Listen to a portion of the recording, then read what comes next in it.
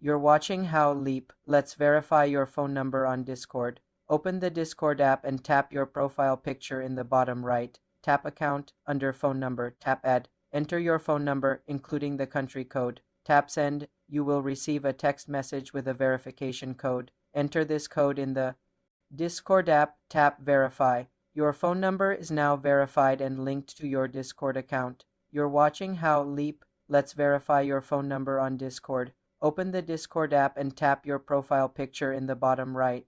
Tap Account, under Phone Number, tap Add. Enter your phone number, including the country code. Tap Send. You will receive a text message with a verification code. Enter this code in the Discord app, tap Verify.